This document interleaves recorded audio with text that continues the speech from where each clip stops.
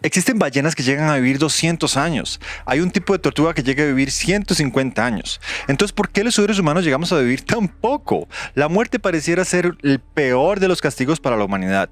De hecho, la Biblia habla de que el último de los enemigos a vencer es la muerte. A una de mis dos mejores amigas, el esposo se le suicidó hace 2 años. Cuando ella llegó al cuarto, se encontró que su esposo estaba guindando justo al lado de la cama, durante la cual durmieron durante años de matrimonio.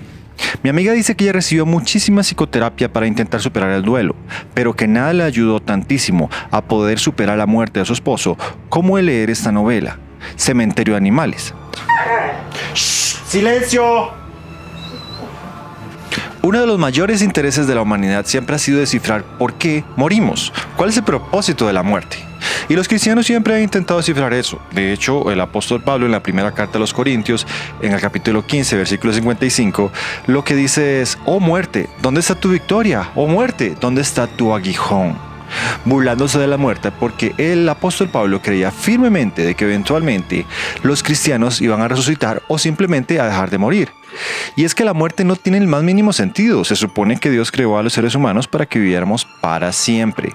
Y la Biblia habla de que el precio del pecado es la muerte. Por lo tanto, desde un punto de vista bíblico, la muerte pareciera ser el precio a pagar, un castigo por haber pecado, por haber hecho algo malo. Sin embargo, esta novela nos intenta demostrar casi que lo contrario, haciéndonos reflexionar sobre el valor de la muerte más allá de verla como un castigo, haciéndonos pensar que tal vez, y solo tal vez, a veces la muerte es lo mejor. Ahora bien, esta novela puede ser un poquito macabra. De hecho, Stephen King, cuando la escribió, no pensaba publicarla porque le pareció tan oscura que la metió en una gaveta, el manuscrito, y dijo que nunca iba a salir de ahí. Ahora, cuando los editores lo presionaron y le dijeron: «Usted tiene que publicar la novela, pero para allá», la esposa de Stephen King fue la que agarró el manuscrito de la gaveta y prácticamente lo obligó a publicar esta novela. Stephen King creyó que nadie le iba a gustar porque le parecía, como dije, demasiado macabra, demasiado oscura. Pero en realidad esta novela es un ensayo súper profundo sobre la muerte. En el Evangelio de Juan se habla de Lázaro, que en realidad es una copia de otro mito que existe antes de la Biblia, pero bueno, no vamos a meter en la astroteología o cómo la Biblia copió mitos de otras civilizaciones como la babilónica en este momento, porque eso es algo muy polémico y no quiero que nadie sepa que yo estoy diciendo esto en este video. Tal como lo pueden ver en la parte trasera de la novela, muchas veces la muerte es mejor. Eso es lo que plantea esta novela. Ahora, ¿por qué la muerte, que está considerada desde un punto de vista bíblico como un castigo, como una de las peores cosas que pueden llegar a pasar, podría llegar a intentar verse desde un punto de vista un poquito más positivo? Bueno, hay muchas razones. En esta novela tenemos al personaje de Zelda. Ella es una mujer que tiene una hermana que tiene meningitis. La meningitis es una enfermedad terminal súper dolorosa y Zelda tiene que pasar todo el tiempo cuidando a su hermana, así que no puede ir a fiestas, no puede ir a ninguna parte, tiene que estar siempre encima de su hermana enferma, y ella llega a sentirse sumamente culpable porque piensa que... Y Zelda llega a sentirse sumamente culpable cuando admite que ella en el fondo, en lo más profundo de su corazón, desea que su hermana llegue al descanso eterno y que ya deje de sufrir con esa horrible enfermedad llamada meningitis. Zelda desea encontrar en la muerte una fuente de alivio para su hermana y para ella también, al tener que dejar de cuidarla. Y es que muchas veces la muerte es el mejor invento que existe en la naturaleza, en el sentido de que nos da esperanza de que el sufrimiento algún día va a terminar. Una persona que está pasando por una enfermedad terminal horrible tiene la esperanza, por ejemplo, de recurrir a la eutanasia y así liberarse a sí mismo del dolor y liberar a todos sus seres queridos que también están sufriendo con él. Ahora, para muchas personas la eutanasia es un tabú, algo impensable. Sin embargo, esta novela plantea que Zelda se siente extremadamente culpable al pensar en la eutanasia como una posibilidad para liberar a su hermana. Y es que a veces la muerte pareciera ser atractiva, sobre todo en personas que están sufriendo demasiado. A veces la muerte pareciera ser no un castigo, como lo menciona el apóstol Pablo en la carta de los Romanos, sino más bien como un premio, como un alivio después de haber pasado una vida larga, satisfactoria y llena de proyectos. Ha llegado finalmente el momento de descansar. ¿Por qué comparar la muerte con un castigo si podemos verlo como una forma de finalmente finiquitar los sufrimientos que una persona enferma por la vejez está pasando? Y es que muchas veces la enfermedad lleva a las personas a sufrir tanto, pero tanto, que yo creo que todos en algún momento hemos pensado: ¿no será mejor que Dios se la lleve? ¿No será mejor que esta persona ya descanse? Y por lo tanto, en ese sentido, la muerte muchas veces termina siendo una fuente de alivio. En un intento por consolar a la niña porque su gato fue atropellado por un tráiler, el papá le dice que es que Dios se llevó a su gato. Y la niña dice que Dios debe tener muchos gatos en el cielo, así que no tiene el más mínimo sentido de que se lleve a su gato. Que Dios tenga su propio gato allá, pero que ella se quería quedar con el de ella. Y tiene mucho sentido. Ahora, para la niña es muy difícil aceptar la pérdida de un gato que está joven.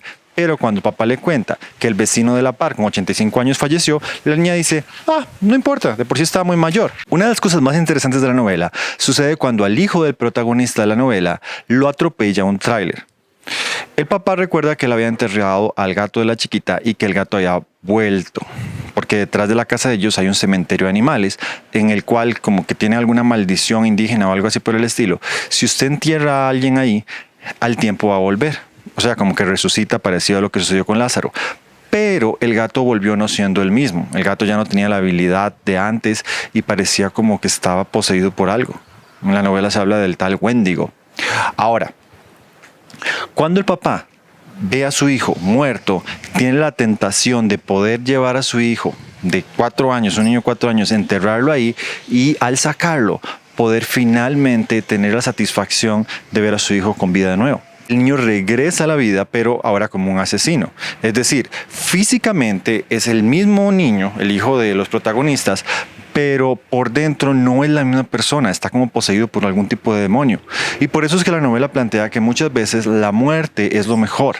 El no aceptar la muerte nos hace básicamente entrar en un ciclo sin fin, eso es lo que llama la psicología gestal, nos hace entrar en un ciclo del dolor y a menos de que cerremos ese ciclo, a menos de que hayamos superado ese duelo, que muchas veces nunca llega a superarse, pero al menos ya no nos afecta tanto, es que vamos a poder finalmente encontrar paz. Y es que realmente es así, a veces la muerte es un poquito más difícil de aceptar cuando se trata de una persona mucho más joven.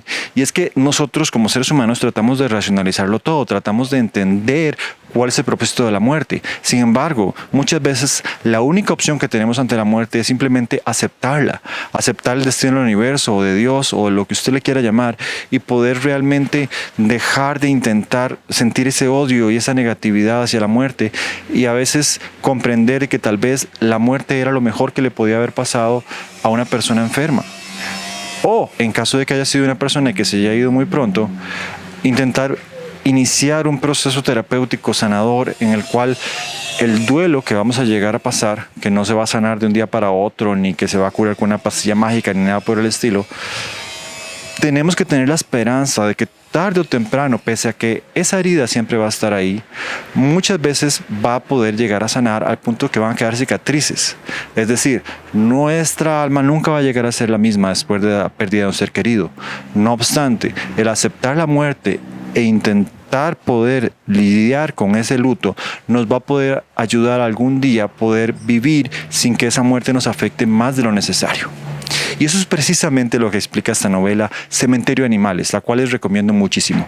Es una novela de terror, para mucha gente es bastante escalofriante, pero más que nada es una reflexión súper profunda de la muerte. Como les decía, para una amiga mía, esta novela, leerla, profundizarla, ver todas las preguntas que plantea sobre la muerte, fue terapéutico. Le ayudó a superar la muerte muchísimo más que la psicoterapia que estaba llevando con un psicólogo. Y es que muchas veces el poder absorber algo tan abstracto como la muerte a través de una novela que está cargada de metáforas puede ser aún más sanador que simplemente intentar racionalizar la muerte. La muerte es algo demasiado complejo como para intentar darle una explicación lógica. La muerte es algo demasiado profundo. Desde los principios de la era de la humanidad ya se han encontrado registros de cómo los seres humanos enterraban con flores a sus seres queridos. Desde el tiempo de los egipcios se hacían tumbas para meter a las momias y se mataban a los sirvientes de las momias importantes para que los acompañaran en la otra vida. La muerte siempre ha intentado ser explicada por la razón. Pero no es a través de la razón que vamos a poder sanar la pérdida de un ser querido, sino es a través de nuestro corazón. Es decir, pudiendo realmente aceptar esa muerte y poder comprender que pese a que el luto siempre va a estar ahí, ahora podremos seguir viviendo, aún y pese a la muerte.